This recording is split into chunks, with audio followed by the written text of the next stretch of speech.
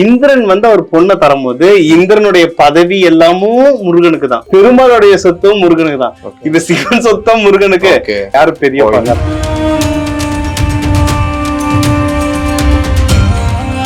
திருச்செந்தூர்ன்றது குருஸ்தலம். முருகன் மற்ற இடத்துல குழந்தையா இருந்தாரு, மற்ற இடத்துல கல்யாணம் ஆகி உக்காந்தாரு, ஒரு இடத்துல ராஜாவா உக்காந்தாரு. ஆனா திருச்செந்தூர்ல தான் சம்ஹாரம் பண்ணிட்டு விஜயன் ஜெயிச்ச ஃபார்மோட நிக்கிறாரு.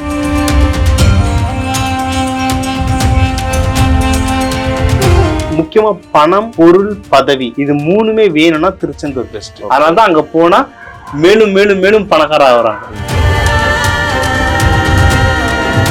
வெற்றிக்கு வேண்டதுல முருகர் மாதிரி உங்களுக்கு வெற்றி தரத்துல யாருமே இல்லை. செவ்வாய்க்கிழமை குரு வரையில போய் தங்க வாங்கினீங்கன்னா நீங்க ரிப்பீட்டடா வாங்கிட்டே இருப்பீங்க. அதுவும் திருச்செந்தூரும் ஒண்ணு.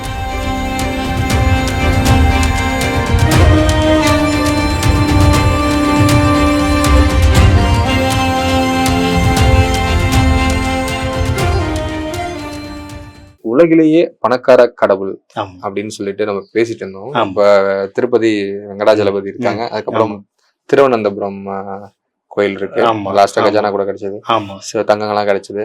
அந்த மாதிரி இப்ப உலகிலேயே பணக்கார கடவுள் முருகரை பத்தி சொல்லிட்டு இருக்காங்க. ரொம்பவே சுவாரஸ்யமா இருக்கு. எப்படி சார் முருகர் எப்படி பணக்கார கடவுளா அறியப்படுறாரு? ஏன்னா நான் கேள்விப்பட்டது கிடையாது. இல்ல சார், இது வந்து எனக்கு சொன்னது வந்து திருச்செந்தூர்ல ஒரு சித்தர் இருக்காரு. நம்ம ஐவர் சமாதி இருக்கும், அதுல வள்ளியப்ப சுவாமிகள்னு ஒரு சமாதி இருக்கு, ஜீவ சமாதி. அந்த சமாதியில இருக்கும்போது அந்த கோவில்ல இருக்கிற ஒரு சித்தர் அவர் எனக்கு சொன்னது. பேர் சொல்லலாமான்னு தெரியல. இப்ப சிவநாடார், சரி, அவர்லாம் பல கோடிகள் கொடுத்திருக்காரு கோவிலுக்கு. ஆமா சார், இதுக்கு திருச்செந்தூருக்கு கொடுத்திருக்காரு. அவர் அந்த கோயிலுக்கு வழக்கமா வரவர். அவர் வருது வேண்டுது பத்தி அவர் என்ன சொல்லிட்டு இருந்தாரு. அப்போ நான் கேட்டேன், பணக்கார இவ்வளவு பெரிய பணக்காரர் தான் வருவாங்களான்னு. அப்போ அவர் எனக்கு சிரிச்சுட்டே சொன்னாரு, உலகத்துல பணக்கார சாமி எதுன்னு தெரியுமான்னு கேட்டாரு. நான் பெருமாள், திருப்பதி பெருமாள், எல்லாரும் அதான் சொல்லுவாங்க. வேற யாரு அப்படின்னாரு. வேறனா அதோட சிவன் சொல்லலாம் அப்படின்னா. அப்புறம் வேற யாரு அப்படின்னா, சரி எனக்கு தெரியலங்க அப்படின்னா. சரி, இவங்க சொத்து எல்லாம் யாருக்கு வரும் அப்படின்னா, இப்ப பெருமாளுக்கு ஒரு சொத்து இருக்கு, சிவனுக்கு ஒரு சொத்து இருக்கு. அது யாருக்கு போது அவன் தானே பிறக்க. யாரு அது? அவரு என்ன கேட்டபோது அவர் என்ன சொல்றது, சரி சிவனுக்கு யாரு பிள்ளை அப்படின்னா விநாயகர், முருகன். விநாயகர் வந்து ஒரு தத்தெடுத்த பிள்ளைன்னு வச்சுக்கோங்க, அவர்ல இருந்து வந்த பிள்ளை இல்ல, அவர்ல இருந்து வந்த பிள்ளை முருகர். சரி, சொத்தையே பிரிச்சு கொடுத்தா கூட நார்த் இந்தியா ஒண்ணுக்கு, சவுத் இந்தியா ஒண்ணுக்குன்னா கூட முருகனுக்குன்னு ஒரு இடம் இருக்கு. அவரே தனியா வந்து உருவாக்குனாரு இடத்த, அவருக்குன்னு ஒரு இடமா உருவாக்குனாரு. ஒண்ணு. இன்னொன்னு, விஷ்ணுக்கு பிள்ளைங்க இருக்கா இல்ல. அவர் என்ன பண்ணாருன்னா இந்திரனுடைய மகளை தான் அவர் மகளா தத்து எடுத்துக்கிட்டாரு. தெய்வானை தான் பெருமாளுடைய பொண்ணு. அதனாலதான் பெருமாள் வந்து முருகனுக்கு மாமா முறை வரும். ஏன்னா இந்திரனோட பொண்ணு. சோ இந்திரன் வந்து அவர் பொண்ணை தரும்போது இந்திரனுடைய பதவி எல்லாமும் முருகனுக்கு தான். அதனாலதான் திருச்செந்தூர் முருகன் கையில வஜ்ரம் வச்சிருப்பாரு. பெருமாளுடைய சொத்தும் முருகனுக்கு தான். இப்ப சிவன் சொத்தம் முருகனுக்கு, பெருமாள் சொத்தம் முருகனுக்கு. இப்ப யாரு பெரிய முருகர் பெரிய, முருகர் தான் பணக்கார கடவுள் அப்படி. ஆமா.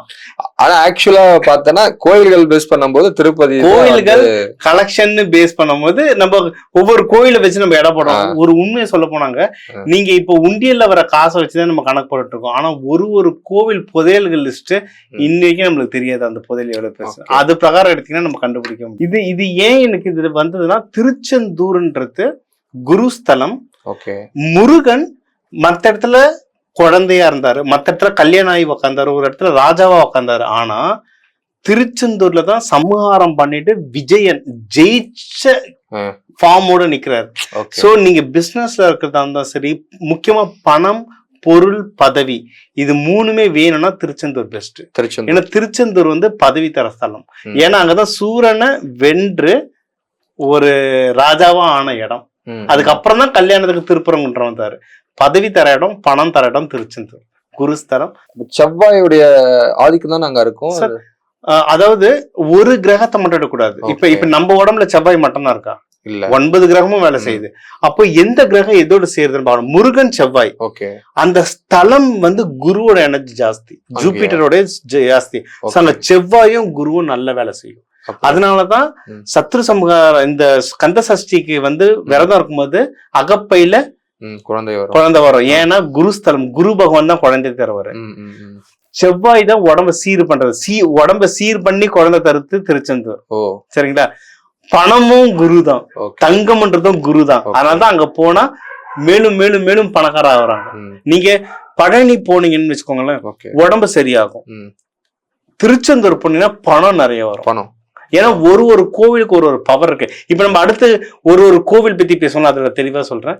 ஆனா பணம் வேணும், குழந்தை வேணும், திருச்செந்தூர் அந்த சக்தி அப்படி. ஓகே, அப்ப புராணங்கள் அடிப்படையில முருகரே பணக்கார கடவுள். ஆமா, புராண கடவுள் முருகர் உங்களுடைய கூற்றுப்படி. ஆமா, நான் அதான் கேட்டேன், சார் என்ன சார் நீங்க பாட்டு முருகர் பணக்காரன்ட்டீங்க, நான் எதை வச்சு பணக்காரனை ஒத்துக்கிறது அப்படின்னு கேட்டேன். அவர் என்ன சொன்னாரு, காலில் வந்து கொலுசு யார் அணிவா அப்படின்னாரு. லேடிஸ் அணிப்பாங்க.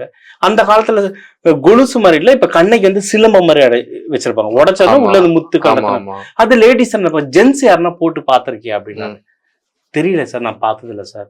நீ பழைய சிவாஜி படம் பார்த்திருக்கியா? திருவிளையாடல சிவாஜி வந்து சுந்தரேஸ்வரரா நடந்து வருவாரு, அவர் காலில் வளையம் போட்டிருப்பாரு. அததான் ஒரு திருடன் எடுக்க வருவான். ஜெமினி கணேசன் போட்டிருப்பாரு சிவபெருமானா, சிவாஜி வந்து அதை திருட வருவாரு கோவில் கட்டுறதுக்குன்னு. அதை யார போட்டிருப்பான்னா, ஒரு 3 கடவுள் போட்டிருப்பாங்க. ஒண்ணு வந்து சிவன் போட்டிருப்பாரு. ஜென்ஸ்ல போட்டிருக்காங்க அந்த வளையம்னா அவன் பெரிய பணக்காரன், இல்ல ராஜாதி ராஜா அப்படின்னு அர்த்தம். ராஜாக்கெல்லாம் ராஜா. சிவன் போட்டிருப்பாரு.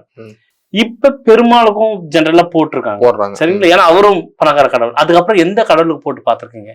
பிள்ளையாருக்கு பாத்தீங்களா? ஐயப்பனுக்கு பாத்தீங்களா? திருச்செந்தூர் முருகனுக்கு போட்டிருக்கோம் அந்த சலங்கைய. எஸ், ஏன்னா ஜெனரலா ஜென்ஸுக்கு போட மாட்டாங்க அதை, ஆனா இந்த 3 கடவுளுக்கு போட்டிருக்கோம். அது நீங்க சிவபெருமான திருமண கோலத்திலயோ நார்மலா இருக்கிறதுல இருக்காது, லிங்க வடிவம் இல்ல, திருமண கோலத்துல இருக்கிற போட்டோஸ் பாருங்க, காலில் அது இருக்கும், அது இருக்கணும். இன்னொன்னு பெருமாளுக்கு இருக்கும், அடுத்து முருகனுக்கு. இதனாலேயே வந்து அவர் வந்து பணக்கார கடவுள். இதெல்லாம் குறியீடுகள், நீ பணக்காரன்னு காட்டுறது குறியீடுகள். இப்ப ஒண்ணு இல்ல சார், வெற்றிக்கு வேண்டதுலயே முருகர் மாதிரி உங்களுக்கு வெற்றி தரத்துல யாருமே இல்லை. வெற்றி தரத்தான், ஏன்னா செவ்வாய் இல்ல, செவ்வாய் குரு நிறைய தரும், செவ்வாய் ஸ்பீடா தரும், வேகமா தரும். அதனாலதான் சொன்னது பணக்கார கடவுள். எனக்கு கிடைச்ச ஞானம் எனக்கு ஒரு சித்தர் சொன்னாரு, அதை நான் நம்ம நேயருக்கு சொல்றேன். ஓகே, அப்ப திருச்செந்தூர் போனா அங்க குரு பலனோட எஸ் பணம் சார்ந்த குழந்தைகள் பணம் வரும். குரு, அதாவது குருன்றது சுபகிரகம், எல்லாமே நல்லதே செய்யும். அதேதான் திருச்செந்தூரும், எல்லாமே நல்லது. சார் சுனாமியே வந்து உலகத்தை ஆட்டி படிக்கும்போது திருச்செந்தூர்ல வரல சார், அவ்வளவுதான். அதுதான் திருச்செந்தூரோட பவர். சோ இப்ப நம்ம பணக்கார கடவுள் பேசுனதால நம்ம நேயர்களுக்கு ஒரு டிப்ஸ். இது வந்து ஜெனரலா என்னோட தன ஆகர்ஷண கிளாஸ்ல வரவங்களுக்கு ஒரு சொல்ற ஒரு சீக்ரெட் டிப்ஸ் இது. இப்ப வந்து இந்த குறிப்பிட்ட நாள்ல இந்த குறிப்பிட்ட நேரத்துல ஒரு விஷயம் செய்யும் போது நம்மளுக்கு ஆகர்ஷணம் நடக்கும். ஃபார் எக்ஸாம்பிள், உங்களுக்கு தங்கம் வாங்கணுமா, நிறைய வாங்கணுமா, ரிப்பீட்டடா வாங்கணுமா, எந்த நாள்ல வாங்கினா நல்லது நீங்க சொல்லுங்க. எந்த நாள்ல வாங்கணும்? எந்த நாள்ல வாங்கினா நல்லது? செவ்வாய்க்கிழமையில வாங்கினா நல்லதுன்னு.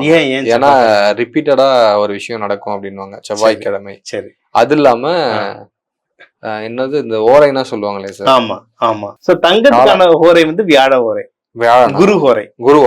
குரு ஹோரையில போயிட்டு செவ்வாய்க்கிழமை குரு ஹோரையில போய் தங்கம் வாங்கினீங்கன்னா நீங்க ரிப்பீட்டடா வாங்கிட்டே இருப்பீங்க. அதுவும் திருச்செந்தூரும் ஒண்ணு. ஏன்னா செவ்வாய்ன்றது பெருசு பண்ணும், இன்னொன்னு வேகமா நடத்தும். குருன்றது தங்கம். சோ அந்த நேரத்துல நீங்க தங்கம் வாங்கும் போது நீங்க ரிப்பீட்டடா தொடர்ந்து வாங்கிட்டே இருப்பீங்க. சோ அதுக்கான ஸ்தலமும் நீங்க பார்க்கும்போது பாத்தீங்கன்னா திருச்செந்தூர் முருகர். சோ எனக்கு தெரிஞ்சது எப்படின்னா, நான் எப்பவுமே திருச்செந்தூர் முருகர் போட்டோ இருக்கும், அவர் வேண்டிட்டு போய் தான் நான் தங்கம் வாங்குவேன். வாங்கிட்டு வந்தும் அவர் காலடியில தான் வைப்பேன். இதை நீங்க ட்ரை பண்ணும் போதும் முருகர் காலடியில தான் வைப்பேன். சோ இது பண்ணும் போது தங்கம் வந்து கண்டினியூஸா வாங்கிட்டே இருக்க ஒரு சூழ்நிலை. நீங்க சொல்லும் போது ஒரு ஆடு மாதிரி தான் இருக்கு, தங்கம் வாங்க செவ்வாய்க்கிழமை வாங்க.